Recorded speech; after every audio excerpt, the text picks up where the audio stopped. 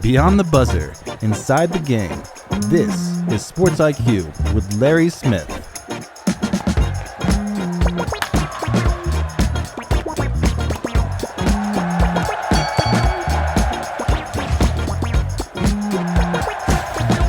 Welcome here to the SportsIQ, and happy Thanksgiving wherever you are. Glad you're spending a few moments with us here. We've got some great stuff coming up. Some of our more intriguing interviews we've had recently. Craig Swoope in just a moment here talking about his issue with injuries post-career, the former Tampa Bay Buccaneer, Indianapolis Colt, who was a college All-American as well. Great story. Another great story, too, Trevor Rhuland talking about what he's gone through in his career. And then Jeff Heiser talking NIL as well. It's great stuff coming up. Hey, by the way, quickly in the schedule today, 3 NFL games. It's the Packers and Lions, Chiefs and Cowboys, and later it's the all-injured quarterback game as Joe Burrow makes his return for the Bengals with Baltimore having Lamar Jackson under center as well. College basketball, great matchup on Fox. Top 25 matchup, North Carolina number 16 Heels against the 11th ranked Michigan State. Duke and Arkansas later tonight in Chicago. BYU takes on Miami, and Florida is also playing at TCU, that one in San Diego.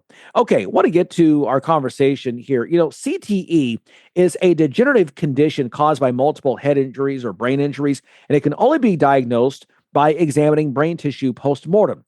Recently, Boston University's CTE Center reported that of the brain material studied from former football players, more than 90% were diagnosed with CTE. Craig Swoope was an All-American at Illinois and later gained all-rookie status as a Tampa Bay Buccaneer defensive back before injuries cut his career short. He admitted to me that medical personnel have concluded that he has suffered some type of brain trauma, though they can't determine when it happened or the degree of the damage. In an effort to get his story out to help others, Swoope agreed to discuss his career, his symptoms, and his wish to get more people to pay attention to the plight of so many retired athletes. I will warn you, some of the content discussed may be disturbing to some.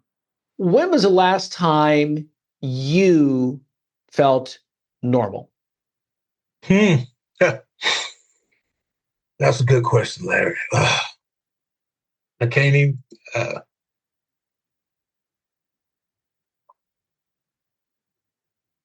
my 40s, when I was maybe my early 40s, probably. And you're 61 now? I'm 61 now. Okay. Can you identify a moment when you looked in the mirror, you got up off the chair, you got out of bed, and you just said, you know what? Something's just not right.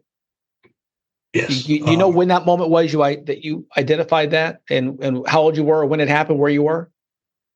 Probably 2012 when I first noticed. About 2012, yeah, that was about a year after my mom passed. Yeah. Okay. Yeah, I got up and I was like, and I started noticing. I'm like, man, something ain't right. And, you kind of think that, then you don't pay any attention, and you say, okay, maybe it's just something I'm going through, or maybe I'm just, I don't know if I'm getting, overthinking or not. But I think back and I think back and look back, that was really the first time I really felt something, about 2012, that I felt different. Yeah. Yeah. Do you recall what it was you felt? Was it physical? Was it emotional? Was it mental? Emotional? Yes. I was dealing with, I was getting headaches then. I was having an issue with headaches. It was depression. It was sad. I was feeling bad about it because we always taught to fight on and no gain, no pain. And so I felt bad. And then, and that's when I got some help. About a few years after that, I called the NFL and I sought help then. And I think it was 2015. I first went to one of the facilities. I went to a facility in Michigan. The diagnosis was deep depression, anxiety, and anger issue that I had. I was dealing with some headache. And at the same time, I was also having a lot of problems with my hips and my back. And after that, I ended up having surgeries. I ended up having surgeries on my back and both hips replaced. But wow. They let me, I was out of there. And I went home with a bag full of pills that was on a bunch of medication. Okay. at that time. And I got, because when I left there, I was on a daily basis, I was probably taking 12, 13 different medications. Some for pain, some dealing with the concussion. Dealing with anxiety and dealing with depression, yes. Okay. Did you feel all that helped? The anxiety and the depression, it never really, I never really got, it never did really solve the issue because I still was dealing with it. I'm thinking I was doing better. Then I would have an episode when something would happen. And then I kind of denied it for a while, just got tired of it. And I was alone at that time because just going through that, and my mom had just passed. I was in a dark place, deep place, bad place. Do you feel when one of these bouts is coming on? Are you aware of that? Are you aware of it happening? Or you have to Angie tell you, hey, listen, hold up. Sometimes she would have to tell me because sometimes I would be in denial. I wouldn't realize it, that I'm screaming and I'm, loud and screaming and yelling in the anger. And she would tell me about it and I'd be like, man, I felt so bad because I really didn't mean to, but she would tell me these things and I'd be like, man, that's bad, That's not right, because she don't deserve that. She didn't deserve that. Yeah, she don't deserve that. Let's go back to college and tell me what playing for Illinois felt like, because you had such stardom from the very beginning. What was that rush? What was that adrenaline rush, that energy, that emotion like? It was great. It was, I was talking to somebody that said they hadn't been to a bowl game about 20 years. They hadn't had an All-American since Dick Buckus in '64, the year I was born. And so I felt great. I led all freshmen. My freshman year in interception was 6, my freshman year. It was just a great time. It was great to be in Illinois. I felt like I was part of a tradition that we started, a tradition of winning again. And we were doing good at that time and had some great years. And it was just a great energy. The town, the fans, the students, everybody was just, it was just great time. One of the best times of my life. Yeah. I think back that it felt like success for you came so quickly and effortlessly that when I think of Craig Swoope in 1983, I think of somebody who probably felt he was invincible. Is that accurate? Yeah, I felt that way. In a sense, I did. I felt like I was on top of the world. I had so much going for me. Had a lot of great things. A lot of great things was happening. It was a good time in my life, and I felt invincible. I really did. Yeah. You go to the Bucs. You're drafted. First year is going great, and then the injuries. How do you cope with that letdown? How did you handle then the emotion of all of a sudden you're not invincible? Yeah, you realize, and that's a great question. You realize that you're not invincible once you get in the NFL. Injuries happen. It's a more physical game, and the injuries are, can cause your career, go from starting to now you backing up, and then eventually not in the league. And so it's really important. And I used to talk to guys. It's really important that you take care of your body. And I probably could have did a better job in that, although I was trying to do my best at the time. But it hits emotionally. It's kind of a letdown. You kind of feel now you don't feel so invincible. You feel like, well, damn, man, wow, I guess I'm not. And you kind of go to question yourself and doubt yourself. You're like, wow, am I really invincible now? Or because at one time you thought you would just, it wouldn't happen to me, or I never thought that. I thought I was going to play 10, 15 years. I really did. But the physicality of the game was totally different. And that something I had to adjust to. And that was one of the toughest things I had to adjust with, the physicality of the NFL. And I had I remember I went to have my ankle. I was getting shots in my ankle just to, at first, to play in the game. And then when I went to coach, I was getting them just to play in the game. Then I had to get them pretty much just to practice. shoot my ankle up. And so I was just the pain, the tolerance. I remember one of the worst injuries I had when I dislocated my elbow. And I was on injured reserve for 4 weeks, and I came back, and I still had the starting job because back then, if you get hurt and you was a starter, you get your job. When you come back, you go back to your starting job. And I remember the first game back, and they had like wrapped my elbow up and had like this wraps, but on the outside more like a cast. And I would tackle someone, and I was telling some of the guys in here, I said, every time I make a tackle, somebody would hit it or they would fall on it. You could hear me on the bottom of the pile screaming because it was still painful. I mean, although I hadn't been on injured reserve for 4 weeks, my arm was still hurting, but I had to play because I didn't want to lose my starting job. That was a way of taking care of my family. So you go out there, and I tell people, that's why I tell people when they ask me about football, I said, if your son don't have a high tolerance of pain, find him something else to do because you're going to have to learn to play with a lot of pain if you play in the NFL. You dislocate a finger or something, pop it in, tape it up, and got to play. You just like I seen these guys lately, dislocating ankles and knees. And I just almost come to tears because I know the pain. Mm-hmm. And I know even when you come back, you still playing, it's going to be still painful, but you want to get back out there because if you're not out there, how can you ask for a new contract or try to ask for more money or get another contract or continue to play, even keep your job? So it was that was pretty rough to deal with.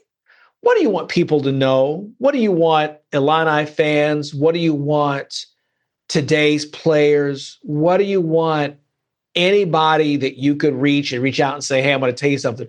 What would you want them to know? I know they enjoy the game of football. It's great. It's fun.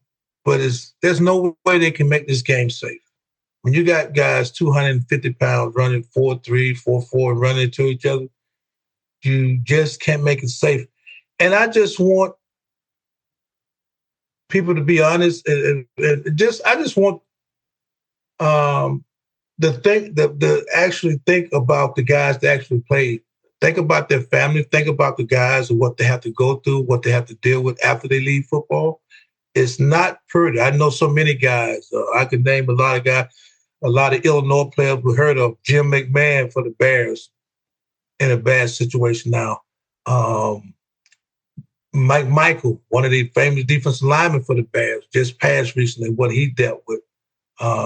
So you can see it, and I just want them to be honest. I wish the NFL would be honest about what guys are going through and really care more. I see what the Indianapolis Colts, and I want to give them a hand for the Ursays, the daughters that are taking over the team because, the father passed and then the son passed. But the daughters have got a program now where they're going to help guys transition from football to their normal life. When they get ready to leave and stop playing, they got a plan to help them transition. And a lot of guys didn't have that. We didn't have that. So, a lot of guys didn't know what to do. A lot of guys was lost. A lot of time when you leave the league, some of the guys, if you didn't make a lot of money, and back then we wasn't making a lot of money when I was playing. And so I just want them to understand what we're dealing with after the game and how it destroys a lot of family and it hurts to see guys go through that and not get the help that they need after they finish playing football. Mm-hmm. Absolutely. Well said. You have any regrets? Would you, if you're 18 years old going on to the University of Illinois campus to start all over again, what would you do differently? Larry, I love the game so much that I probably would do it again. Yeah. I loved it that much. That's something you love doing. Just like a doctor loved being a doctor, a lawyer loved being a lawyer.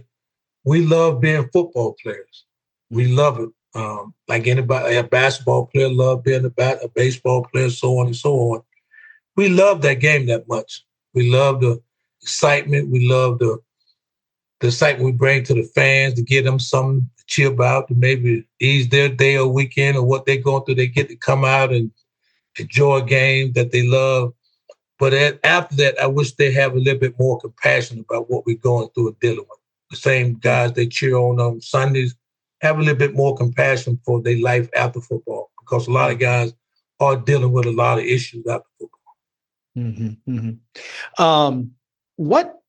motivates you every day? You've had the glory and the admiration. Now you have the love of your wife and your kids.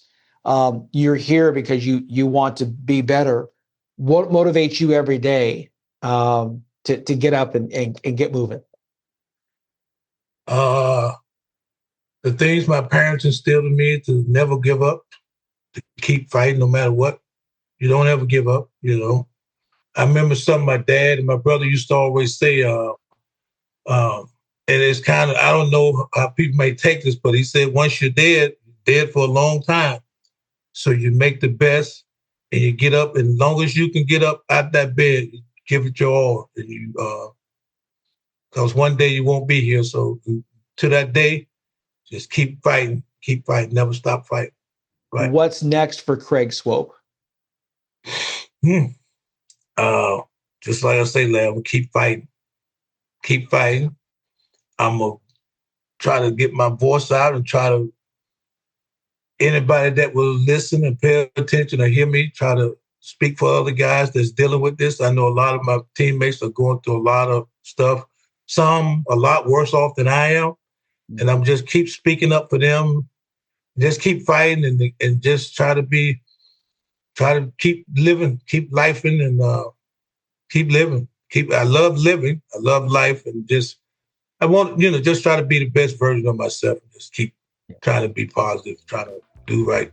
I appreciate Craig Swoope's candor and his trust in me to open up and tell his story. We've got more to come here on the Sports IQ after this. You're listening to Sports IQ with Larry Smith. I want to talk a little more here about some college football. Obviously, Notre Dame, a big conversation, but we've got a conversation about the Irish and college football, but a little more here coming up to us. Very special guest, Trevor Rhuland, played offensive line for Notre Dame for back in 2015 to 2019 and joins us now here on the show. Trevor, welcome to Sports IQ. Thank you guys for having me. Excited to talk with you, talk some ball. Yeah, absolutely. Let's talk first this Notre Dame team. It's funny. It was a year ago after the loss to Northern Illinois at home that, boy, it was doom and gloom, and folks were grabbing the rosary beads, and it was, something else. But what a turnaround now. Thrilled where this program is. And even though, the loss in the opener at Miami, there's a lot of things there to be excited about for this Notre Dame football program. Yeah, definitely. Last year was interesting, coming off the high of beating A&M, going right into the Northern Illinois game. But to be honest with you, the Miami game, I think I left that game being more impressed with Miami than worried about Notre Dame. Yeah. I was, I'm biased, but I tend to be watching the line play, O-line, D-line, just kind of how I'm wired from years and years of film. But I was very, very impressed with Miami's offense and defense line. They were physical, and I think it's a good learning tool for our boys here, and taking into the bye week to improve to play another physical group in A&M. Yeah. Next week's gonna be this coming Saturday. By the way, it's gonna be a huge number 19 Texas A&M coming in. That game on NBC Saturday night is gonna be a great matchup there. I really think that I agree with you. I'm not into moral victories, but I'm with you. I didn't come away thinking, well, boy, this Notre Dame team's got a lot to work on. I came away saying, hey, Carr performed. The team was right there. This is pretty good. Yeah, there's no such thing as a moral victory. They lost. They got beat. They got beat up front. So, it still stinks. You want to leave and you want to win, right? You want to go down there and you want to kick butt. I've had some bad experiences in that stadium as well. But, yeah, I thought TJ Carr looked really good. Obviously, he made some silly mistakes, but something that caught my eye here and beyond the X's and O's is immediately after that last play of the game, after that sack, and they weren't able to get off another snap. You saw all the guys come over to him immediately. Like, they didn't even get the TV broadcast wasn't even able to get a shot of him by himself because everybody just kind of huddled around him, tapping him on the head, tapping him on the ass, probably being like, hey, man, we're good. Back to the drawing board. We're good. So that was the kind of stuff that I noticed where you could tell that they believe in him. It's a brotherhood. And if they're behind him, I think as fans and as fellow players, we should all be behind him as well. Yeah, absolutely. I want to talk with you a little bit about your own story coming out and developed an eating disorder. Kind of talk to us through about kind of what happened and how this got started. Yeah, absolutely. And that was, you guys reached out based on that article, and I wanted to shed light on it because it is something that's rarely talked about, right? Everybody knows stories of people with physical injuries after and dealing with that. And sure, I've had plenty, right? I just got my knee replaced last year as a 27-year-old. Jeez. But yeah, nobody really talks about like the mental stuff, right? Like leaving football without a goal or a passion, or like leaving that locker room and that brotherhood. It's really tough. And the weight thing, the eating disorder develops because my whole life I went into college weighing probably close to 270, and I needed to be 300 plus pounds to be able to play. I played next to some of the most successful offensive linemen there at O-line U, next to Quentin Nelson, Mike McGlinchey. So I had to get big. So it was all about eating the right thing, lifting weights, moving things heavy. Everything was all about that. And, I could get on here and I could chuckle about it now that I'm healing and in a much better spot. But, you're force feeding. Like you'd leave training table after eating steak and lobster and potatoes and veggies and stuff. And you go pick up a pizza or Chipotle, or that would be your 10 o'clock snack. And it's like, I look back on that and be like, oh, if like, only you could do that now and, not balloon up. But I always wanted to leave football and not be the guy who is like, hey, you used to play, right? And I'd be like, yeah. And they're like, what position? I'd be like, O-line. They're like, oh, yeah, I could tell. Right. So that was never kind of my mindset. I always wanted to lose weight. And right away when I left college, it fell off without all that force eating. I dropped 50 pounds real quick. Then I started working out a lot more, started going on runs, lost more weight, changed up my diet, started, fasting, lost more weight. And I was at a good spot, man. I had abs, I had bicep veins, things I never thought I would ever have. But it consumed me. It was something I could control. The number on the scale was something I fixated on all the time.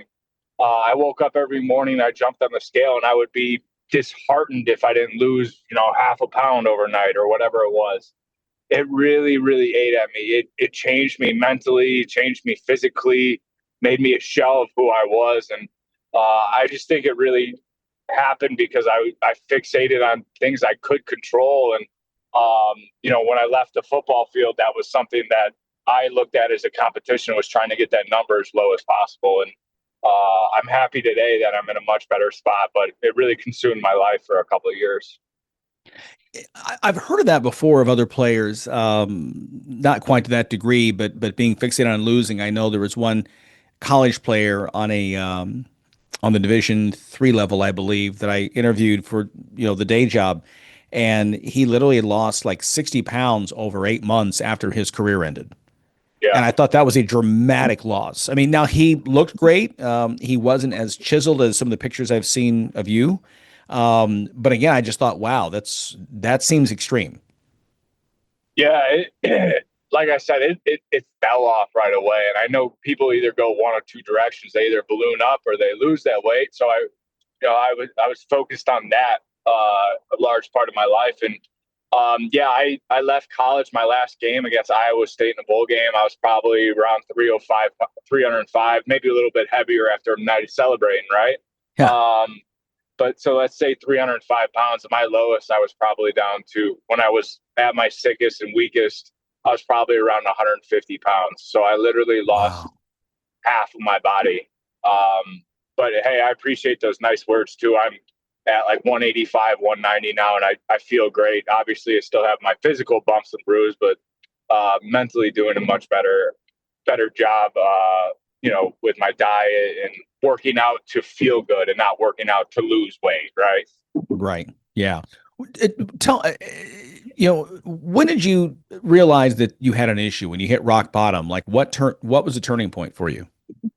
Yeah, it's ironic, that the story that I tell is I'm going to actually pick up my wife from the airport right now as we speak. And the lowest point was her and I used to live down in Dallas, and we were flying back up here to see family for a family party. And I couldn't carry my backpack in the airport. You know how like the man's supposed to like be able to lift up the suitcase and put it in the overhead bin. Yeah. I couldn't do that for her, and it crushed. Like I get emotional telling the story, but it crushed me. It was. I know nobody there was on the airplane was really looking at me, and if they were, whatever. But it ate at me. It was like, how could I do this? How could I be treating people like this? The woman I love more than anything. How could I have her carry my bag? Right. I was rude. I was short tempered. I couldn't laugh at parties. Like usually I'm an easygoing, fun loving kind of guy. Right. And obviously personalities change over time, but I was mean. I was mean to my in-laws. I was mean to my parents.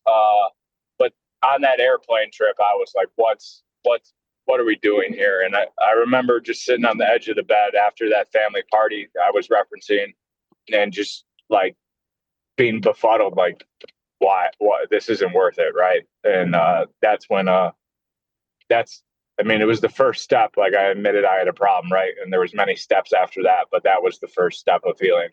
Yeah. And then, so where do you go from there? Because like you said, this is not something that's common. I mean, though I just referenced another situation, but this isn't common among athletes, especially like you said, linemen. Usually, I mean, you guys are big guys, right? And it's a macho thing. We guys don't like to admit, hey, I've got an issue, I have a situation. So it's not like there are a lot of resources there. So where did you go from there once you realized this is a problem and you need some help? Yeah, there is no like actually defined steps, right? So I think once I admitted there was a problem, like my people around me knew there was something wrong, right? And it wasn't like they weren't calling it out, right? They were, but my parents, my siblings, my younger siblings, and my wife really were the ones there to help me and guide me. And it really just started with trying to fix my mindset. Like, why are you restricting yourself so much? Like, why are you only drinking beer on Saturday? That's a bad example because that's probably a good habit to have. But like, why are you not eating till 2 p.m. every day and then only eating a little bit? Like, hey, you're having a protein shake and then a salad for dinner. Like, you're a big guy. You need to eat way more than that. So I think just like calling awareness to me, and everybody responds differently. So I don't think there's a true playbook, but they were on my ass, especially my mom. Like they called it out. They were, I was being selfish and they called it out. They're like, you're hurting people around you. And something that they did for me, and I still have these today, is my siblings, my wife and my sister-in-law, they all wrote me notes and they handed them to me about like what it was like basically losing me as someone in their life. And they handed it to me like after a weekend we all spent together for a birthday party, and I couldn't read them, right? Like I knew what they were about. I remember my brother gave me a hug when I left for the weekend, and he just handed them to me and he said, take your time. And I couldn't read them. I kept them in my car. And I remember coming back from work one day and finally I cracked them open and, sat in my car and cried reading those notes. But really I couldn't be helped until I wanted to help myself. And all of those were kind of things that I used to fuel my fight and fuel my fire to get better. Yeah. As you said at the beginning, that now you're great, you're healthy, everything is good. Yeah. What message do you want to give to other athletes and you've been in this space? Look, you've got to be competitive. You've got to have a chip on your shoulder. I mean, you've got to, all those things have to happen to be successful at that level. And sometimes it does drive you to extremes. What message do you have for other athletes who, or anybody who may be going through a situation right now and realize that they need some help? Yeah, I think my biggest takeaway from all of this is like trying to find the right balance. And I'm not perfect. Nobody is, especially with all the good food and all the good drink we have all around us, right? But it really is about trying to enjoy little moments when they come up. Yes, it's important to have a good diet and a good workout routine, but you got to be able to find something that's sustainable, something that you enjoy, and then also be able to enjoy time with your friends. Like I lost, over 2 years of spending good time with my friends. I almost lost all those friendships as well because I wasn't fun to be around, right?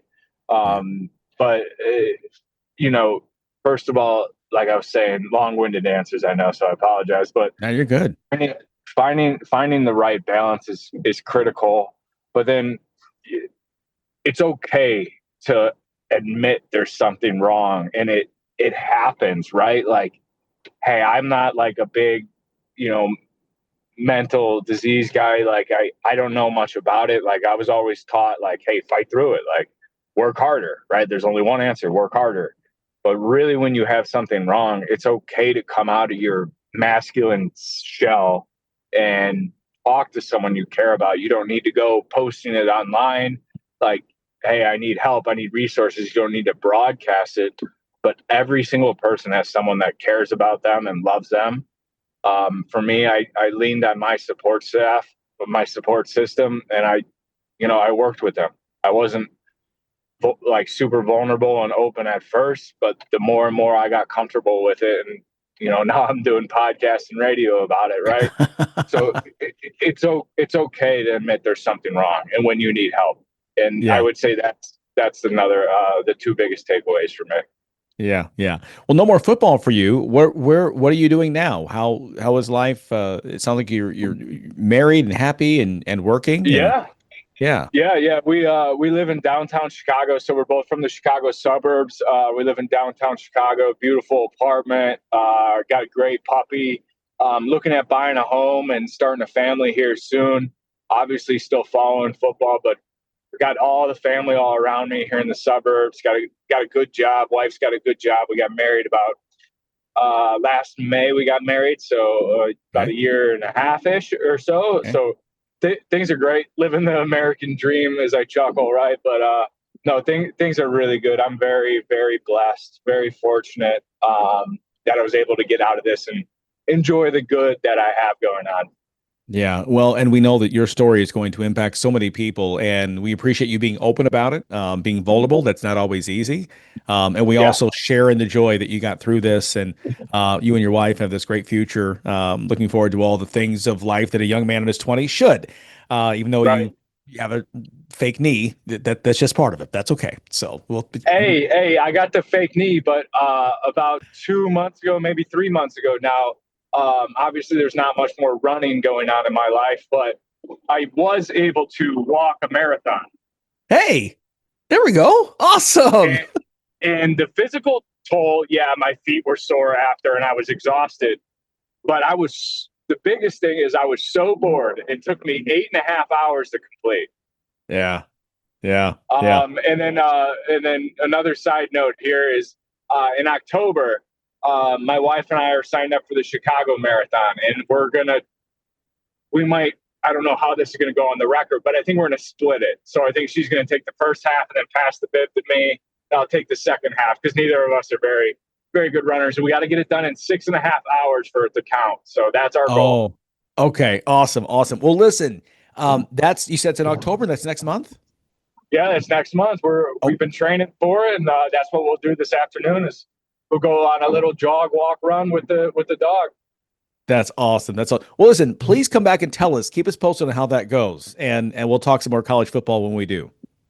Yeah, absolutely. I know my Irish will be on a nice win streak by then. There you go. That's right. Trevor, thanks so much for your time. We really appreciate it. And again, enjoy this big game this weekend against the Aggies. Hey, appreciate your time, guys. Thanks for letting me get the message out. Absolutely. Thanks so much. Trevor Rhuland joining us here on the SportsIQ again, former Notre Dame lineman, dealt with an eating disorder after his playing career. And we appreciate Trevor being on. We do want to point out, by the way, that if you are someone or you know someone who's in distress, there's a 24/7 hotline you can call, 988. There's always help and assistance and counselors to talk with you if you need that. So again, love meeting Trevor and love hearing his story. And hopefully you can get that message out to anyone who needs to hear it. Okay, it's a SportsIQ. We've got more to come. Stay with us. You're locked in to Sports IQ with Larry. Well, thanks so much, Larry. And, the NIL landscape has really changed all of collegiate sports.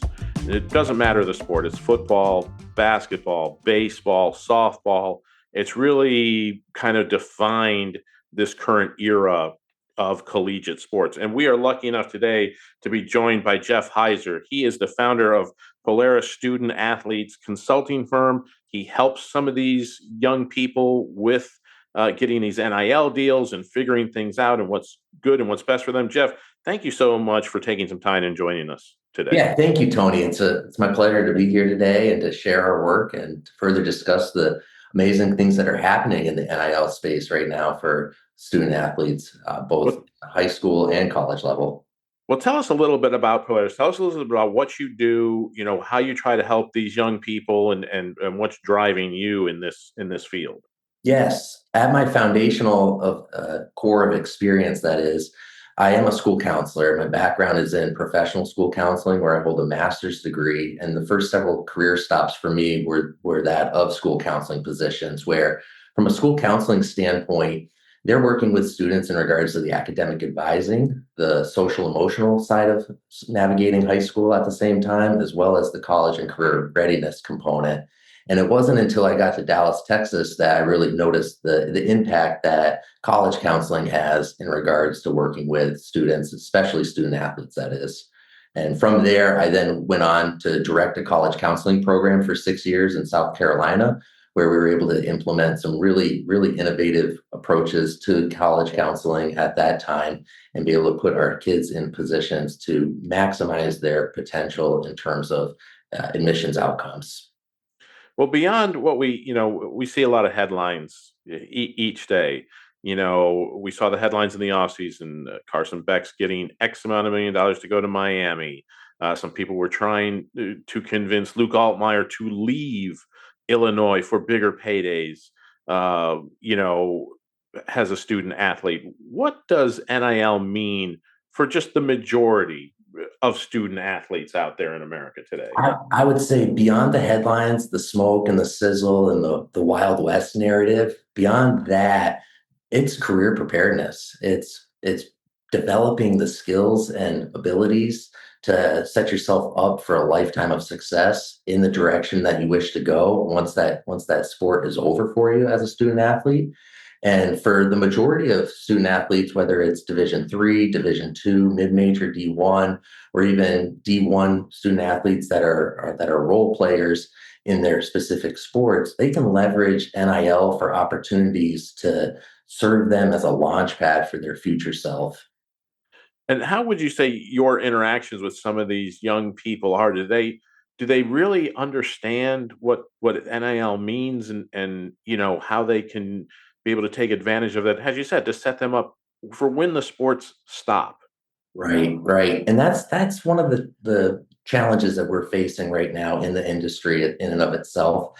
And that's where the college counseling component also comes into play, because I'm able to meet these kids where they're at, for the most part, as high school students while they're navigating the recruitment process, to really hone in, and get in on where they want to go from an academic standpoint, not just from a program fit standpoint. So to be able to turn that tide and make those connections and help them see those connections, that real NIL are opportunities to build their professional network, to develop the skills and abilities to succeed through college and beyond, and to be able to have that opportunity to set themselves up to put themselves at an advantage upon graduation. Well, what would you say to kids? What should they do for when they arrive on the campus and they've got these opportunities? What do you tell them? What do they need to do before they leave for college to get ready for this opportunity? Yeah, more than anything else, education is key. And through a true sense of self-discovery, leaning into what their interests are, what their strengths are, and where they find themselves going when they're out of their sport. These kids they're programmed right now. They're putting in, there is no off season. They're putting in the time year round in their sport. But there are moments in the day where they're able to step out of that, where they're able to do something where they find joy or that they're curious about. So where I like to begin with student athletes that are navigating this whole process at large is to just uncover where they go when they have that time to themselves and what hobbies they might have, and further try to expand upon those curiosities and make connections there, because more often than not, athletics may be that vehicle that's getting them to the college or the university where they can further their education. But there's something else that we can identify through that self-discovery process and connect them with that they're going to be really passionate about, should they decide they want to go in a different direction. So then you talk with the students about what interests you. So if you have a student who says, I'm kind of interested in political science, do you try to like help gravitate them towards an NIL that might be involved with a foundation or something along those lines that might help him be able to use that then after his career is over? Absolutely, absolutely. And putting them in contact with the stakeholders and the decision makers that can then open those doors for them when that time does arrive is critical. Through our work, we're very much in alignment with how we can best set them up from a college and career readiness standpoint, and identifying who those individuals might be that can help them with where they're starting at right here and now. And I really like to begin with working with them currently where they're at. So whether you're a eighth grader or a senior in high school, or if you're even a college freshman or sophomore that's hearing about this, we can start with you and really begin with where you're at and what you've currently got, and just start leaning into those little things to start again navigating that process and opening you up to those opportunities. Well, talk about the model of Polaris and how you work and how you help these kids and guide them. And you have to deal with parents just as much as the kids, right? Absolutely. And that's part of the Absolutely. battle. And the parents to me, right now, the parents to me they're very eager to learn as much as they can about NIL. There's an opportunity here that they're seeing for the first time in the history of youth sports, to be able to set their children up, and in turn set themselves up to be able to navigate the decision making process with a different perspective at this time. So I'm finding that parents of younger students, middle school, early high school, they're very eager to learn everything about the NIL landscape. College counseling comes later for them, but it's more NIL awareness at that point in their parenting journey. Whereas the parents of some of our older student athletes, at the same time, there needs to be a little turning of the tide in regards to that narrative, because the smoke and sizzle of those headlines, they know where their child is athletically. They have a realistic sense as to who they are and where they're going to be playing at. And they may not identify with, the University of Texas headlines in which you're seeing here in Austin and things of that nature. So shifting that and turning the tide of that narrative is huge in the sense of bringing awareness as to what NIL really means. And that leads me to the example of, there was a University of Michigan student recently. She's a softball player on the roster. She's a contributor, but not not a star player by any means. And she went into her assistant AD's office, Danielle Davison, and checked in with her to see, are there NIL opportunities available for me at the University of Michigan, even though I'm not a big time headline player. And Danielle started with right where she was with what she had and what to work with. Well, what do you like? What do you enjoy doing? And the kid's response was, she goes, I like milk. And Danielle, of course, was like, okay, where do we go with this? The girl's like, no, I really like milk. And Danielle was baffled, but Danielle Davidson, super talented assistant AD of NIL. She's like, okay, I can work with this. Let's see what we can do. And she went to the co-op. University of Michigan, of course, has a partnership with a dairy, and started right there. And it landed this child an NIL deal. And now she's the face of milk up in Michigan right now in terms of everything as it relates to that. So it's as simple as just connecting the dots for these kids and putting those opportunities out in front of them to capitalize on. Well, that's key because, look, we've seen the ads. Certain companies run ads about, athletes and only 1% go on to be professionals in their sport, whether it be softball or basketball or football, baseball, whatever it might be. So there's a whole life to be led once the cheering ends. And I think you guys are really helping to set these kids up, like you said, for success later on down the road, whatever success might be. The key for most athletes, right, is to get that education and use that education to have a successful life until you reach retirement, whenever retirement would be for you, and to have that great life. And you seem to be giving these kids great direction for helping them, because the NIL field can be kind of overwhelming. If you're a 16, 17-year-old and somebody's going, hey, we'll give you 2 million. Hey, we'll give you 2.5 million. It gets kind of overwhelming, right? Right. It is overwhelming. And there's so much coming at these kids. And I'm thinking back on my own personal experience coming out of high school. I had the opportunity to play basketball at a Division II NAIA school. So I took it. I did it. I showed up that first day of classes uncertain as to like, what am I actually doing here from an academic standpoint? But I was excited to play basketball, and as were my teammates. We became all great friends, and it was an enjoyable ride. But upon graduation, I had already changed my major 5 times.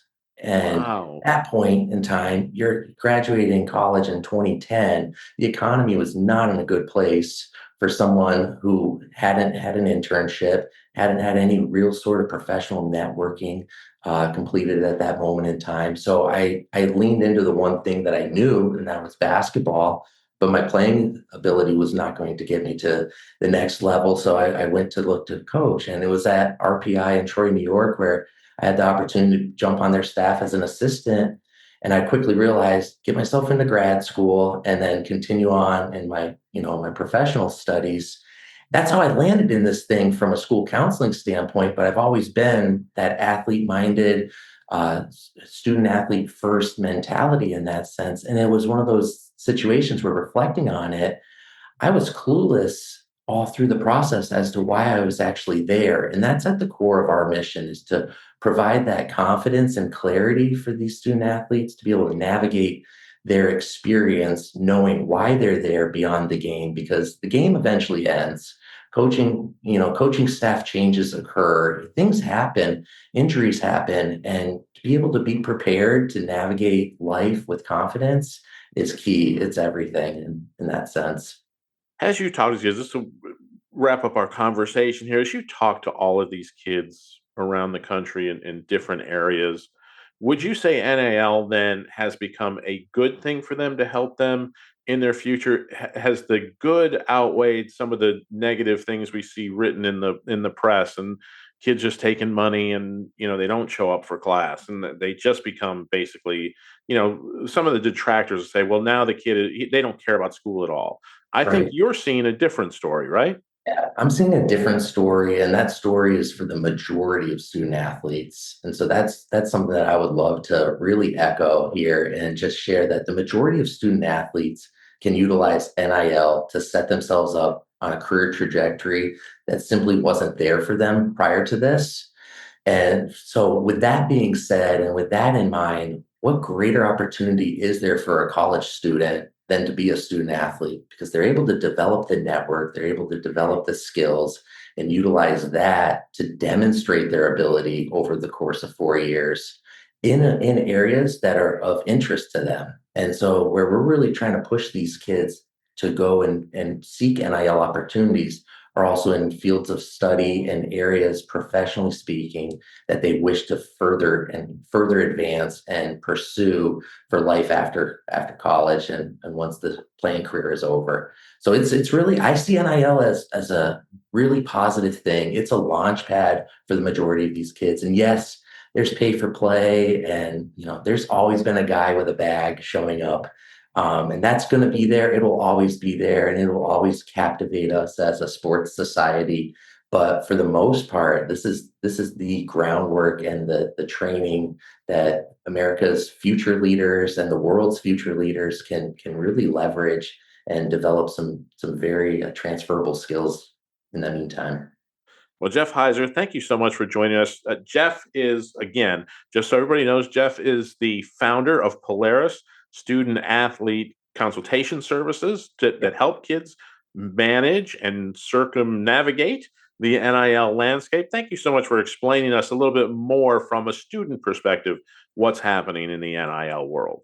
Absolutely. Thanks for having us on, Tony. And our website is polarisathlete.com. We're on all the social channels at Polaris Athlete. So give us a follow. We release blog posts on a weekly basis, and I'd love to further connect if anyone's interested in jumping on board. We've got some exciting things happening here in the near future, and we'll be building a tool for student athletes and families, as well as other stakeholders to utilize through the process. So super excited to share that with you.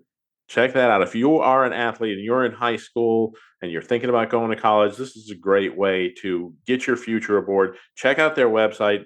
Go give them a follow on social media, Polaris Student Athlete Consultation Services. They can help you out and get you ready because, like you said, at some point, the game's end. Absolutely. Thank you, Tony. Thank you, Jeff. Really appreciate it. We're going to take a quick time out, and the Sports IQ will be right back.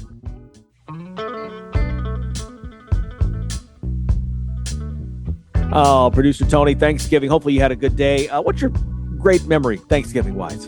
Thanksgiving was always a fun day in our house. For me, my dad would go out hunting. When I was older, I'd get to go with him. I was usually the guy running the deer back to him, which was always interesting as a 10-year-old wearing bright orange and hearing gunshots go off and you dive into a pile of leaves.